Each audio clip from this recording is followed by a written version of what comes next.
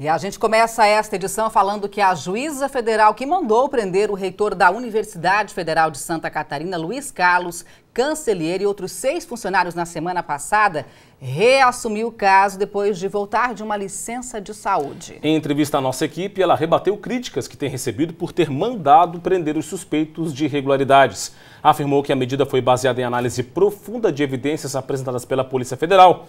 E a magistrada revelou ainda que não descarta novas diligências na UFSC.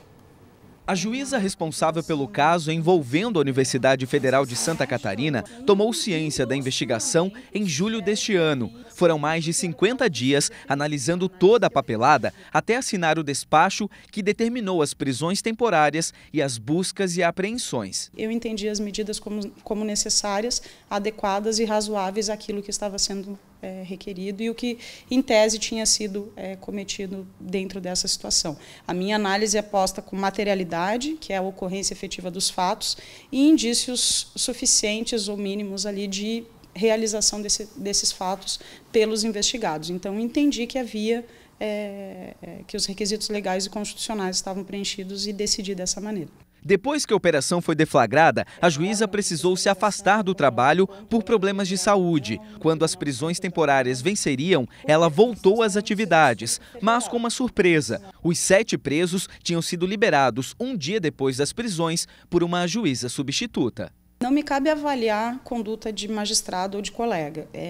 Então, o que me cabe dizer é que nós trabalhamos com o princípio da independência.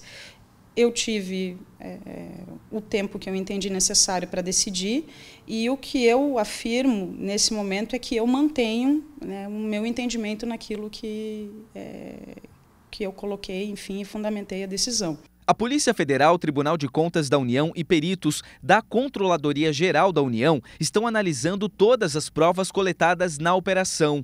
Em seguida, a PF conclui o inquérito e encaminha ao Ministério Público Federal, que oferece ou não denúncia à Justiça. Vamos analisar cada processo de pagamento, verificar se o pagamento tinha amparo legal, se a pessoa que recebeu o pagamento ela se enquadrava dentro dos critérios para ter sido selecionada para aquele tipo de trabalho. Mas o objetivo maior é identificar, pontuar as falhas, apurar o valor do prejuízo, que até hoje a gente não tem como dizer assim, qual foi o valor do prejuízo, nós não sabemos ainda exatamente. A juíza federal não descarta a possibilidade de novas diligências. Envolvendo prisões temporárias, prisões preventivas, conduções coercitivas, afastamento de outros servidores que venham a ser investigados e que hajam elementos para fundamentar esses pedidos que poderão ser feitos, se assim entender os responsáveis, as instituições responsáveis pela investigação.